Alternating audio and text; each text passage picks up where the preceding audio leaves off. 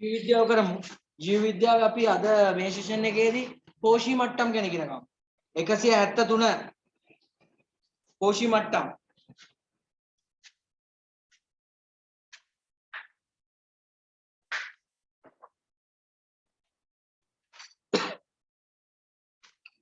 පුතේ හැම ජීවියෙක්ම Taman ලබා ගන්න පෝෂණ රටාව අනුව එකිනෙක කොටස් වලට බෙදෙනවා. බලන්න ඕගොල්ලෝ මට්ටමට බෙදලා තියෙන ආකාරය එහා පැත්තේ පිටුවේ තියෙනවා. ස්වයංපෝෂී, ඔටෝට්‍රොප්ස්, විෂමපෝෂී, හෙටරෝට්‍රොප්ස්, වියෝජකයන්, ඩිකොම්පෝසර්ස්. තේරුණාද? බෙදලා තියෙනවා. අපි මේක ඉගෙන ගත්ත 10 වසරේදීත් මතකද? හරිත ශාක Tamanට අවශ්‍ය ආහාර Taman විසින්ම නිපදව ගන්න. ඒකට ලස්සන වචනයක් කිව්වා මතකයි? මොකද ප්‍රභා සංශ්ලේෂණය ඒකම ඉතින් මතක් වෙන්න ඕනේ. මේක මතකද? ප්‍රභා සංශ්ලේෂණයට අවශ්‍ය ප්‍රධාන සාධක හතරක් තිබ්බා. මොනවද මතකයි? ජලය, කාබන් ඩයොක්සයිඩ් වායුව, ඉරු එළිය, අර්ධපද කාර්යතුල තිබ්බනේ. එතකොට ප්‍රධාන ඵලයේ විදිහට මොනවද නිපදවන්නේ? ග්ලූකෝස්. අතුරු ඵලය මොනවද? ඔක්සිජන් වායුව නිපදවනවා. හරි? එතකොට ඔය සමහර අර්ථ ඇල්ගාවන්, අර්ථ ශාක වගේ කට්ටිය ඇවිල්ලා ස්වයංපෝෂී. ඒගොල්ලෝ නිපදවන ආහාර මත ඍජුව වක්‍රව සියලුම ජීවීන් යැපෙනවා. ඍජුව යැපෙනවා. මං අඹ ගෙඩියක් කඩාගෙන කනවා. ඍජුව යැපෙනවා. මොනවද? කතුරු මුංග කොළ කනවා. තේරුණාද? ඍජුව යැපෙනවා. කතුරු මුංග ගහින පණු එක්ක කනවා. ඊයා. තේරුණාද? වක්‍රව යැපෙන. මතක තියාගන්න. අඹ කන ලේනෙක්ක මරලා කනවා. වක්‍රව යැපෙන. තේරුණාද? ඍජුව හෝ වක්‍රව යැපෙන. විෂම පෝෂණ. අපි මේක එක එක්කෙනාට කියවන්න දෙමු. කියවලා දීලා ඊට පස්සේ ලියන්න පටන් ගමු. ස්වයං පෝෂණගේ නෝට් එකෙන් භාගයක් කියවනවා. මතීෂ ස්වයං පෝෂණගේ නෝට් එකෙන් භාගයක් නෙමෙයි. නෝට් එකම කියවලා දාමු පුතේ. කට්ටිය අඩුයිනේ අද. Zoom වල. කට්ටිය මෙහෙනේ. සර් මොන පිටුව සර්? 174. පිටුව 174 පුතේ.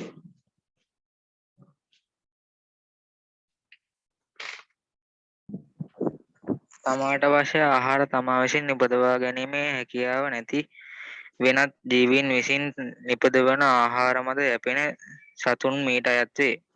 මොවුන් යැපෙන්නන් ලෙස හැඳින්වේ. ඒක යැපෙන්නන් වැරදි නේද? තවදුරටත් වර්ග කළ වඩේනේ. 173ද ඔයගොල්ලෝ පිටුව? මගේ 174. එනම් පුතේ 173ලු. මගේ 174 තියෙන. ස්වයං පෝෂණ කෙනෙක් කියවන්න පුතේ. ස්වයං පෝෂණ කියන ටොපික් එක කියවන්නකො.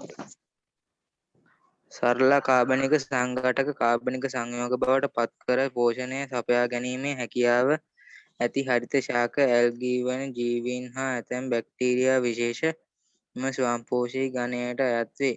ඔවුන් නිෂ්පාදකයින් ලෙස හැඳින්වේ. පෝෂණ ද්‍රව්‍ය සංශ්ලේෂණය කිරීම සඳහා භාවිත කරන ශක්ති ප්‍රභවය අනුව ස්වයංපෝෂීන් තවදුරටත් ප්‍රභා ස්වයං පෝෂී පෝෂී හා රසායනික ස්වයංපෝෂී ලෙස කාණ්ඩ කළ හැකිය. හරිත ශාක ප්‍රභා සංස්පෝෂීන් වේ. සමහර බැක්ටීරියා රසායනික ස්වයංපෝෂී වේ. හරි. පුතේ ස්වයං පෝෂීනුත් බෙදෙනවා ආයි. ස්වයං පෝෂීන් ආර්ය බදවන්න ආලෝකය පාවිච්චි කරනවා නම් එයාට කියන්නේ ප්‍රභා ස්වයං පෝෂී.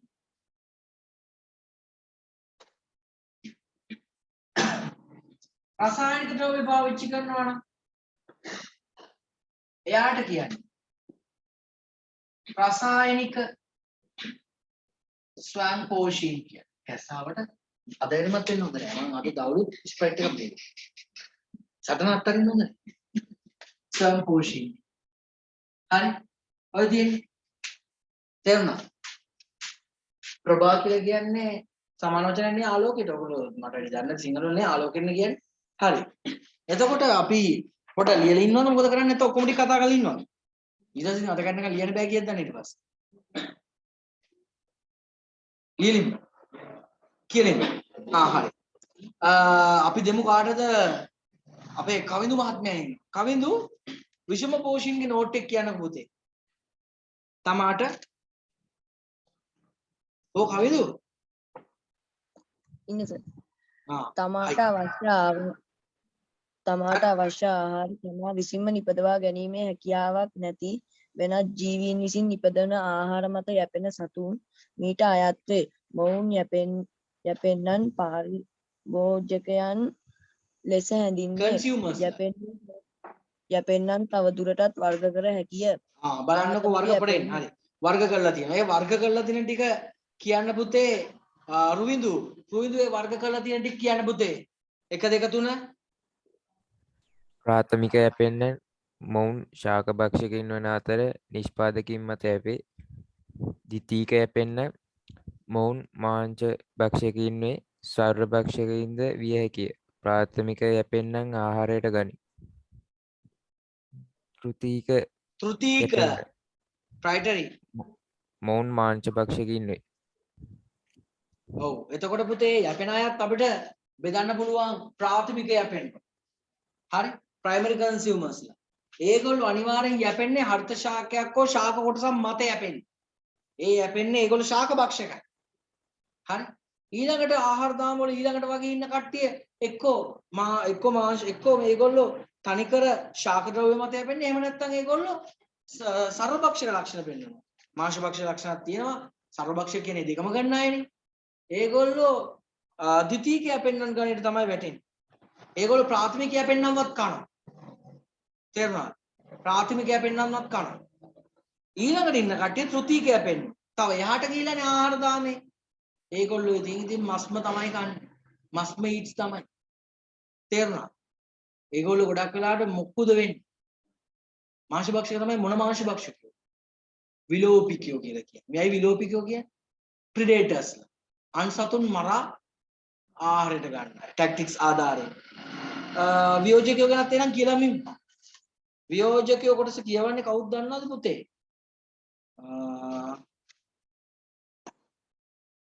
ගිම්මානි කියන්න කො ගිම්මානි නැද්ද එහෙනම් කියන්න සිතුම් කියන්න සිතුම් මල ජීවී දේවල හා මල ද්‍රව්‍ය ඇති සංකීර්ණ කාබනික සංයෝග සරල සංයෝග බවට බිඳ ශක්තිය ලබා ගන්නා මෘතෝපජීවී ජීවීන් වන බැක්ටීරියා දිලීර වැනි ශුද්ධ ජීවීන් අද ඇතැම් අපුෂ්ඨවංශීන් පත්තෑයන් හකරැල්ලා වේයා වියෝජකයන් ගණයට අයත් වේ. සංකීර්ණ සංයෝග සරල බවට බිඳ හෙළීමේ ක්‍රියාවලිය වියෝජන ලෙස හැඳින්වේ. මගේ පුතේ ඒ කොටස නෑ. මොකද හැකරැල්ල පත්තෑය ගැන ඔයගොල්ලෝ පුතේ තියෙනවද? තියෙනවනම් හොඳයි ඒක ඇත්තටම. ගොඩක් අයට හිතෙන්නේ ඇහැට පේන්නේ නැති සුද්ධ ජීවීන් දිලීර විතරයි වියෝජකයේ ගණයට වැටෙන්නේ කියලා. පත්තෑයෝ හැකරැල්ලෝ ආයි වගේ අයත් මේකට අයිති වෙනවා. ලොකු කාබනික සංඝටක කුඩා සංඝටක බවට පත් කරනවා නම් ඒ ක්‍රියාවලිය කරනවා. ඔතන තියෙන රූපේ නම් ඇත්තටම හොඳ தත්ත්වයේ රූපයක්. මොකද්ද පුතේ කවුද මේ මැරලා ඉන්නේ? ඌරා. පළවෙනි රූපේ ඌරා මලා.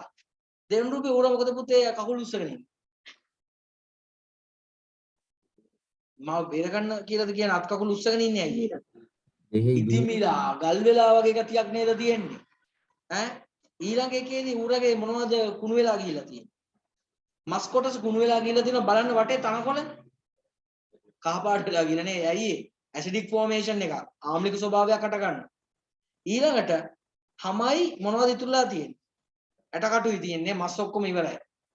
ඊළඟට බලන්න මොනවද? තනිකර මොනවද විතරද ඉතුරුලා තියෙන්නේ? ඇටකටු ඉතින් ඕක තව ටිකක් කල් ගියට පස්සේ ඕක ඉතුරු වෙන්නේ නැහැ. තේරුණාද? හරි? අපි ඔය ටික ලියන්න පටන් ගමු.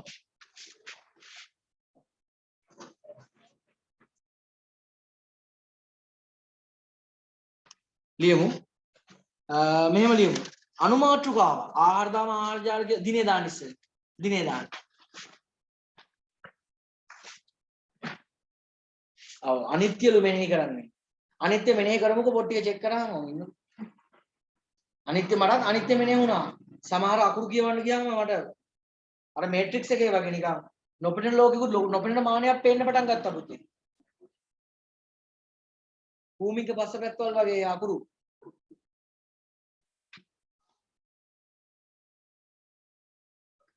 හරි. හැබැයි සමහර ළමයි ඉස්කෝලේ යන්නේ නැතුව ඉඳලා අද වැඩ කම්ප්ලීට් කරලා තියෙනවා. හොඳයි. මම ඉස්කෝලේ නම් කට් කරපේ අනුමත කරන්නේ නැහැ. උනන්දු කියන්නේ ඒක නේද?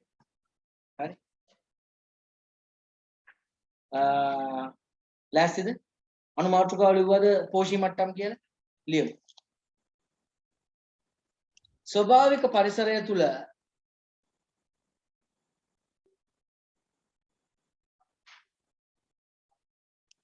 විවිධ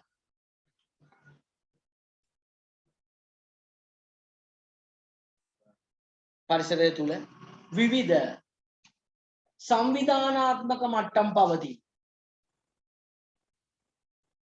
මූන් නයිට් එනවා නේ මාවල්ලේ. සංවිධානාත්මක මට්ටම් පවතී.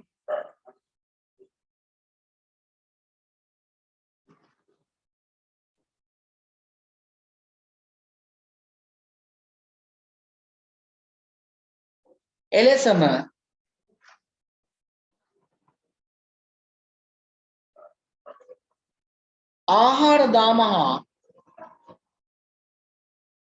ආහාර දාම හා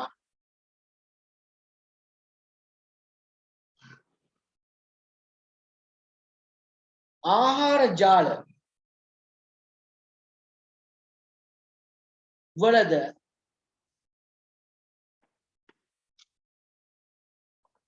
විවිධ පෝෂී මට්ටම් දක්වන ජීවීන් විවිධ පෝෂී මට්ටම් දක්වන ජීවීන් විවිධ පෝෂී මට්ටම් දක්වන ජීවීන්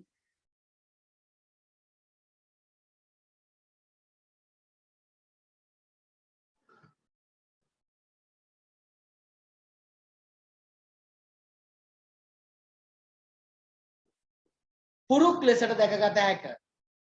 පුරුක් ලෙසට දැකගත හැක.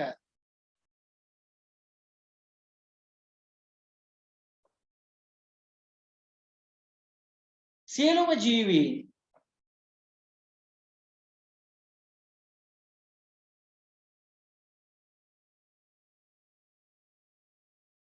පෝෂණය සපයා ගන්නා ආකාරය අනුව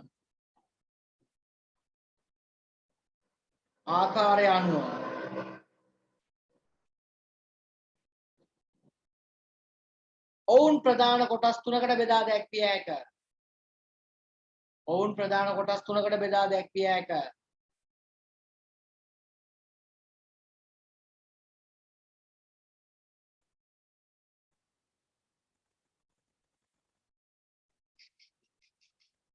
වෙන පාඩකට යන්න අචුපදෙත් තියෙනවා. තිත් තුනක් දාන්න. ස්වයංපෝෂී, විෂමපෝෂී, වියෝජකයින්. පළවෙනි තිත ස්වයංපෝෂී, විෂමපෝෂී, වියෝජකයින්.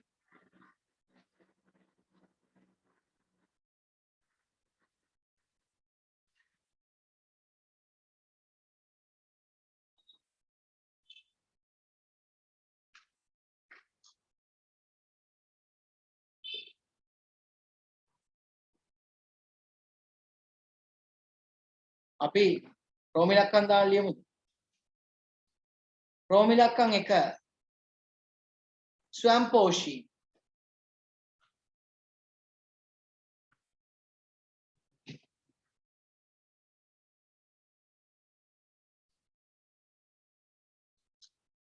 හරි ඒ කියන්නේ පොඩි නෝට් එකක් ලියමු. රෝමිලක්කම් 1 ස්වයංපෝෂී නම් සරල අකාබනික සංයෝග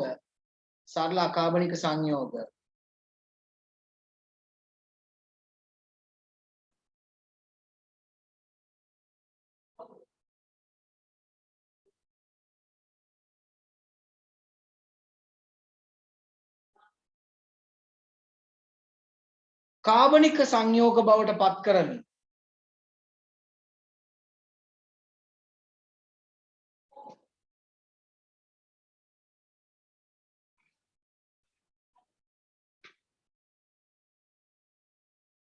පෝෂණය සපයා ගන්නා ජීවී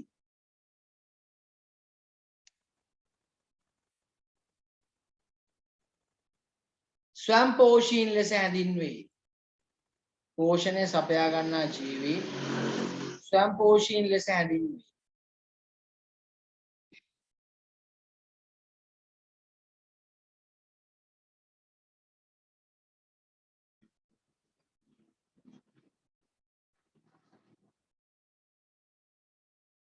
එනම්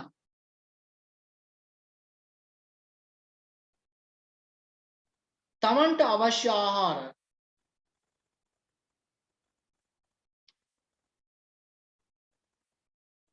තමන් විසින්ම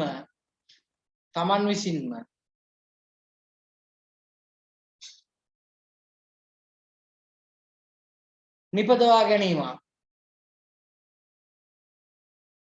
සිදු කරයි.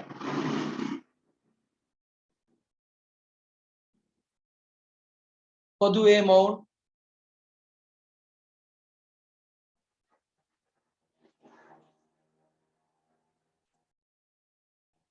නිෂ්පාදකයින්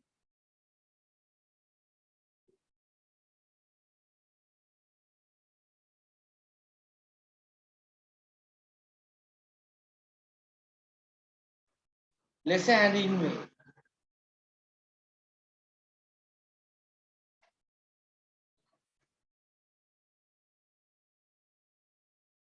අලුච්ඡේදයකට යන්න. ශක්තිය නිපදවීම සඳහා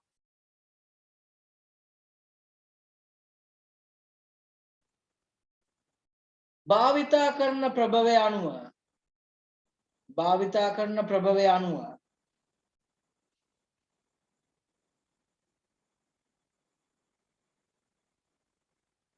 මොවුන් නැවතත්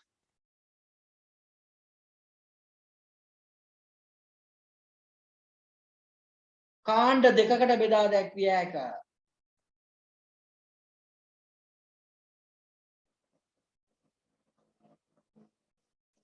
කාණ්ඩ දෙකකට බෙදා දැක්විය හැක.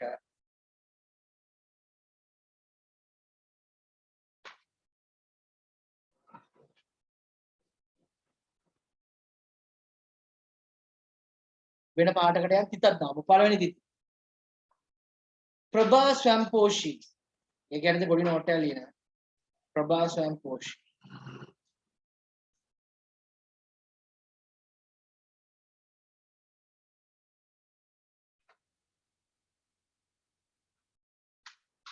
හරි පොඩි නෝට් එකක් ලියන.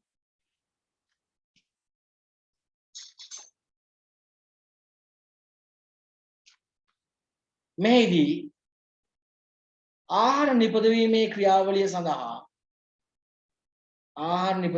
ක්‍රියාවලිය සඳහා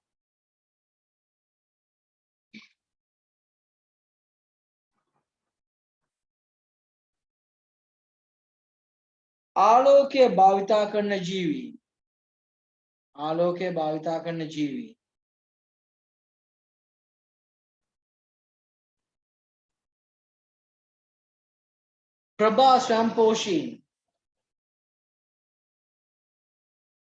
ප්‍රභා ස්වයංපෝෂී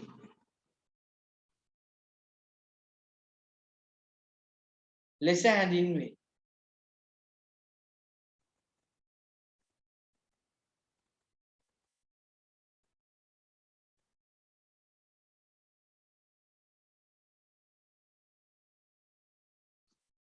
හරිත ශාක මෙම ගණයට අයත් වේ.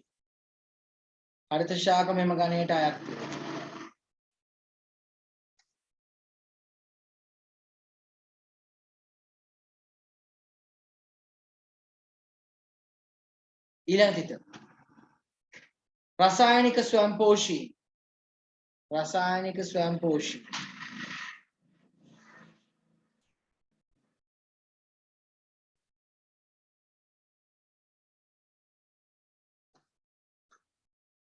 ඒ ගැනද පොඩි විස්තරයක් ලියන්න.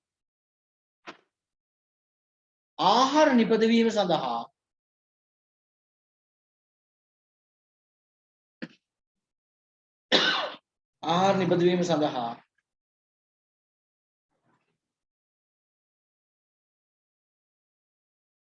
රසායනික ද්‍රව්‍ය භාවිතා කරන ජීවී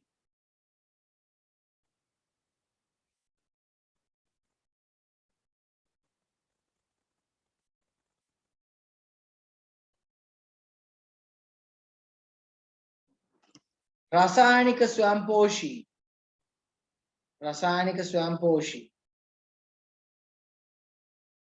ලෙස හැඳින්වේ.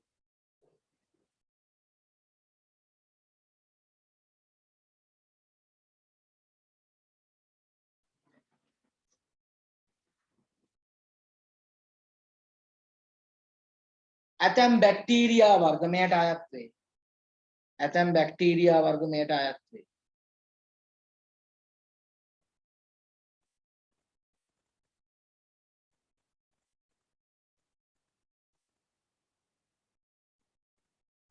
හරි. අලුත් එතකොට ස්වයං පෝෂණ දැන් රෝම ඉලක්ක එක නේද? එහෙනම් දාන්න රෝම ඉලක්කම් දෙක විෂම පෝෂී. සර් ඔව්. සර් බාන්දුරා වෙන ශාක කොහොමද මොන කණේ ඒගොල්ලෝ නම් පුතේ ඇවිල්ලා කෘමි භක්ෂක ශාක. ඒගොල්ලෝ තමන්ගේ නයිට්‍රජන් ඒගොල්ලෝ ප්‍රභා සංශ්ලේෂණය කරනවා. තමන්ගේ නයිට්‍රජන් අවශ්‍යතාවය සපුරා ගන්න තමයි කෘමි සතුන්ව ග්‍රහණය කරගන්නේ. හරි? හරි නේද පුතේ? විෂම පෝෂී. ගිය ලියවන්න ඔය ලකන් දෙක ලියමු. තමන්ට අවශ්‍ය ආහාර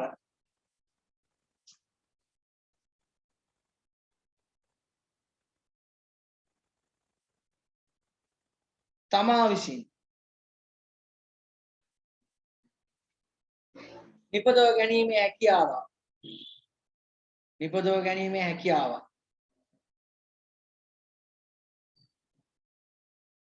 නොමැති ජීවී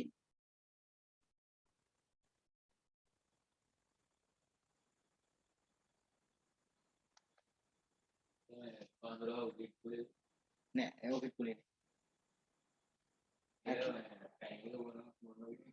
ඔව් මේ මොකද කැස්සකට කක්කල් කැස්සද මොකක්ද දෙකට දෙනවා නේද ඒකේ අර ෆිෂ් මම අහලා තියෙනවා මේකක් තියෙනවා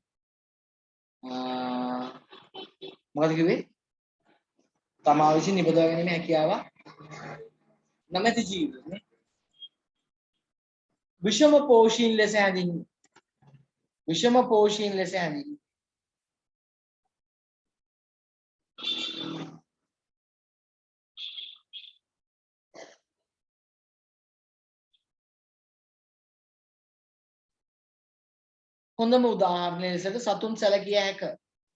හොඳම උදාහරණය ලෙසට සතුන් සැලකිය හැක.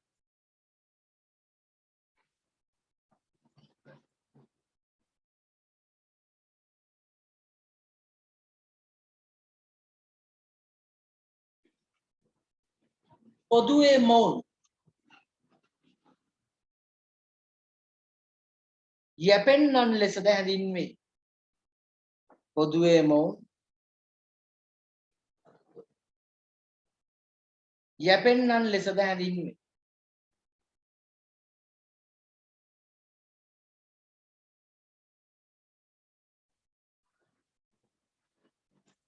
යැපෙන්නන් ලබා ගන්නා ආහාරයේ ස්වභාවය අනුව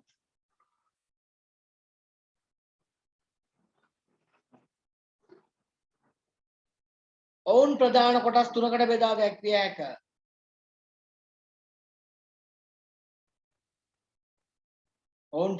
තුනකට බෙදා දැක්විය හැක.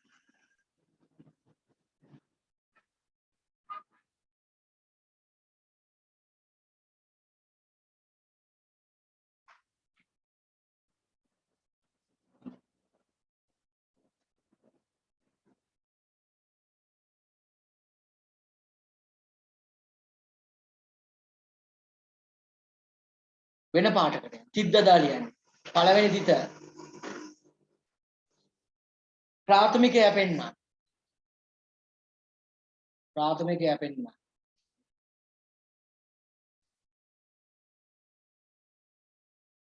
ඒක ගැන පොඩි විස්තරයක් ලියමු.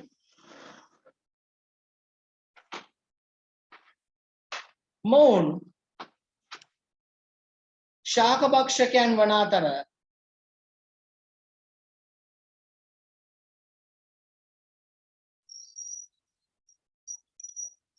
සෑම විටම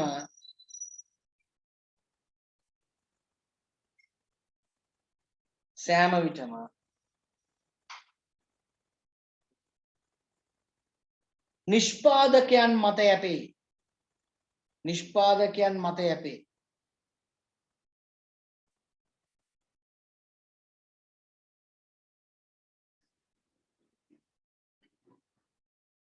ඊළඟ තිත ද්විතීක යැපෙන්නන්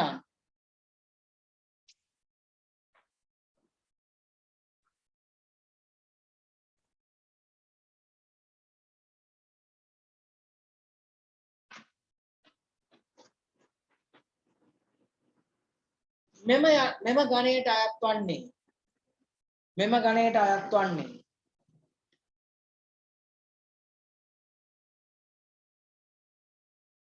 මාංශ භක්ෂකයන් හෝ සර්ව භක්ෂකයන්ය. මාංශ භක්ෂකයන් හෝ සර්ව භක්ෂකයන්ය.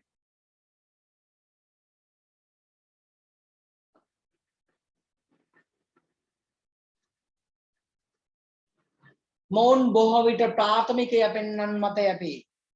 මොවුන් බොහෝ විට ප්‍රාථමික යැපෙන්නන් මත යැපේ.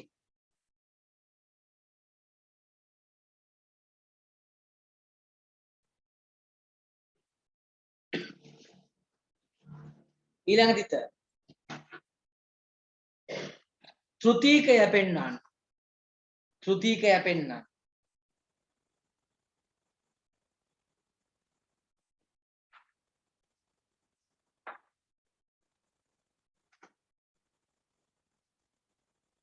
මේ යටතට අයත් වන්නේ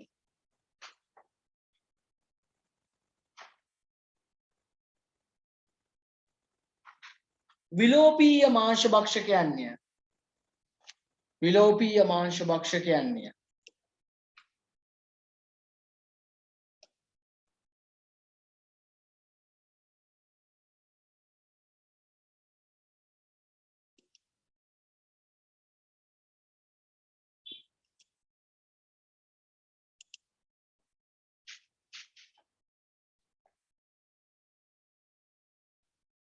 ආහාර දාමේ මුල් යැපෙන්නන් මත යැපේ. ආහාර දාමේ මුල් යැපෙන්නන් මත යැපේ.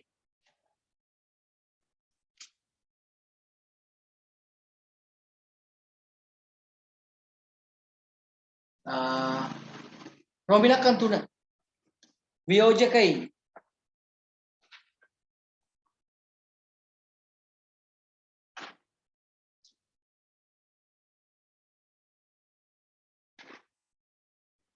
හරි අලවන ඉස්සලා රූපේ අලවන්න මෙඩ තියන්න. අලවන්න තියෙන ඒවා නම් හොඳටම අලවලා තියෙනවා අපිට එකක්.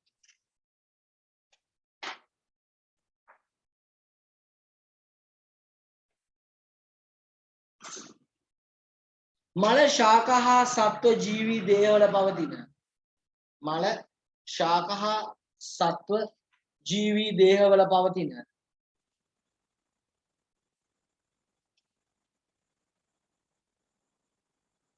සංකීර්ණ කාබනික සංයෝග දේහවල පවතින සංකීර්ණ කාබනික සංයෝග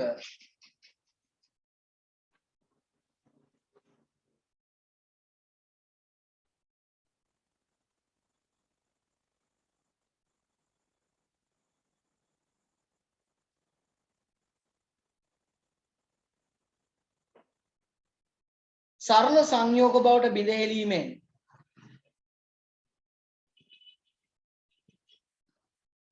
සරල සංයෝග බවට බිඳ හෙළීමෙන් තම ශක්ති අවශ්‍යතාවය සපුරා ගන්නා තම ශක්ති අවශ්‍යතාවය සපුරා ගන්නා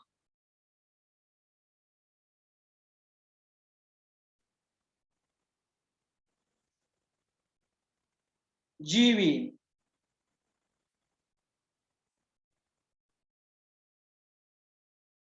වියෝජකයින් ලෙස හැඳින්වේ. වියෝජකයින් ලෙස හැඳින්වේ.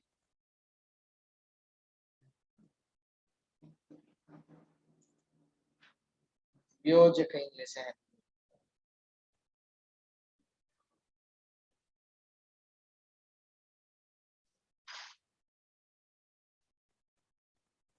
බැක්ටීරියා හා දිලීර වැනි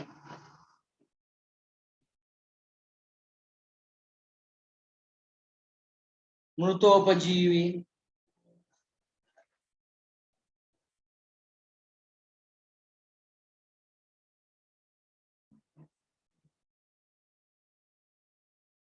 මෙයට අයත් වේ.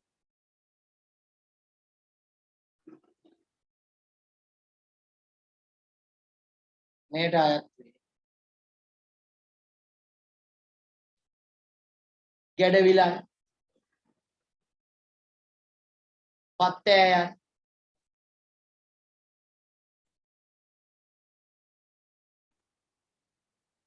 කූඹුවන් වැනි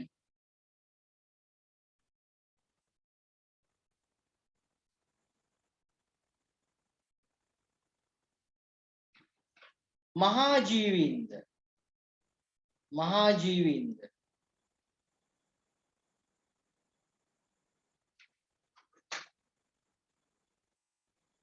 මෙයට අයත් වේ. මහා ජීවීන්ද මෙයට අයත් වේ.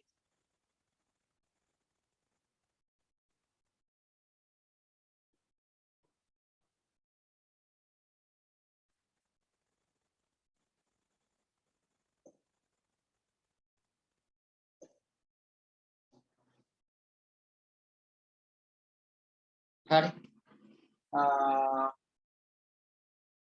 එම වියෝජන ක්‍රියාවලිය මගින් ස්වභාවික පරිසරය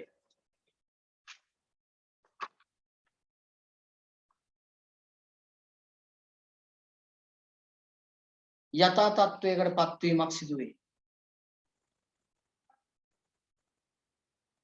අපි ඊළඟ එකේ කොම කරන්න බැරි වෙයි. අපි උනාට වියෝජන ක්‍රියාවලිය යථා තත්ත්වයට පත්වීමක් සිදු වේ නේද? යථා තත්ත්වයට පත්වීමක් සිදු වේ. වියෝජන ක්‍රියාවලිය මගින් ස්වභාවික පරිසරය යථා තත්ත්වයට පත්වීමක් සිදු වේ නේ. ඊළඟ අනුමාත්‍රිකාව විභාග වලට විටින් විට ඇවිල්ලා තියෙන එක පාරිසරික පිරමීඩ. පුතේ යම් පරිසර පද්ධතියක පෝෂී මට්ටම් වල ඉන්න ජීවීන් සංඛ්‍යාව, ශක්ති සම්බන්ධතා, ජෛව ස්කන්ධ සම්බන්ධතා පෙන්වන්න නිරූපණය කරන දත්ත සටහනක් තමයි පිරමීඩයක් කියලා කියන්නේ. පාරිසරික පිරමීඩයක්. ප්‍රධාන පිරමීඩ වර්ග තුනක් තියෙනවා. සංඛ්‍යා පිරමීඩ, ජෛව ස්කන්ධ පිරමීඩ, ශක්ති පිරමීඩ. ඔකේ සාර්ථකම් පිරමීඩේ, ශක්ති පිරමීඩේ. හරි. අපි ලියමු. මොකද ඒක මූලාරම්භය අරන් ප්‍රශ්නයක් කරනවා මේ.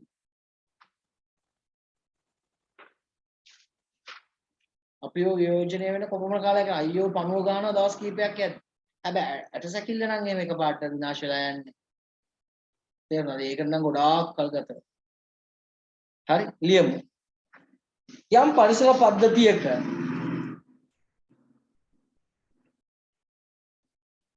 එක් පෝෂී මට්ටම්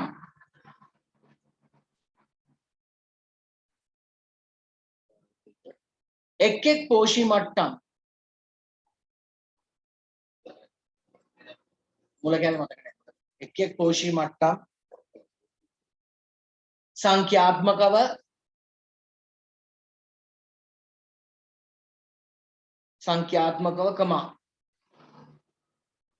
ජෛව ස්කන්ධය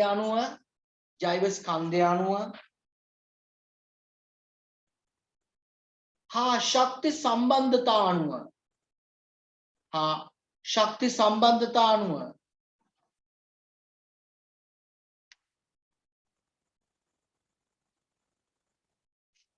ප්‍රස්ථාරිකව නිරූපණය කිරීම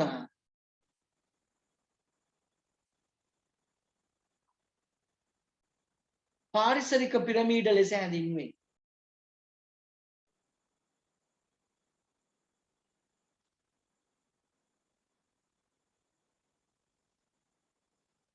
පාරිසරික පිරමීඩ ලෙස හැඳින්වේ. අනුච්ඡේදයකට මෙලෙස දක්නට ලැබෙන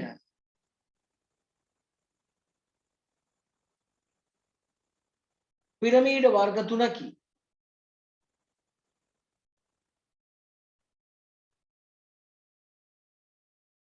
වෙන පාඩකට යන්න. තිද්දදා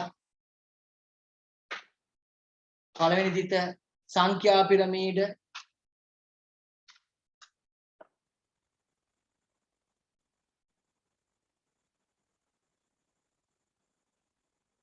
ඊළඟ තිත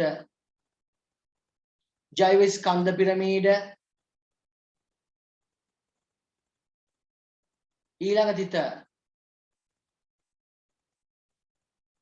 ශක්ති පිරමීඩ,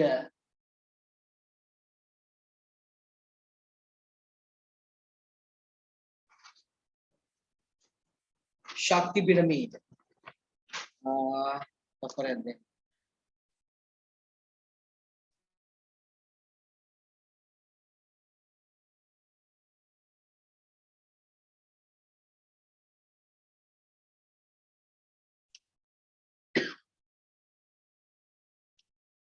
අපි එහෙනම් නම් ටික පොඩ්ඩක් බලා ගන්න. අදට ඉවර කරමු ළමයි පාඩම. අද පොඩ්ඩක් වෙලාව ගත වුණේ සෙෂන් දෙකක් වුණේ පොත් ටික චෙක් කරා. කාලය ගත වුණොත් පොත් චෙක් කරනවා. ඊළඟට මම ෂෝට් නෝටුත් චෙක් කරනවා ඔයාලගේ. එතකොට තමයි පන්ති එක නවත්තන්නේ. ඒකෙන්ද වැඩ ටික කරගමු. හැමෝම එනම් පරිස්සමින් ඉන්න. ආයුබෝවන් බුදු සරණයි. ලබන සතිය ඔයගොල්ලෝ 6 මාර්ට සම්බන්ධ වෙන්න. 6 මාර්ේ ඉඳන් 8 මාර්ට දක්වා පන්තිය පැවැත්වෙනවා.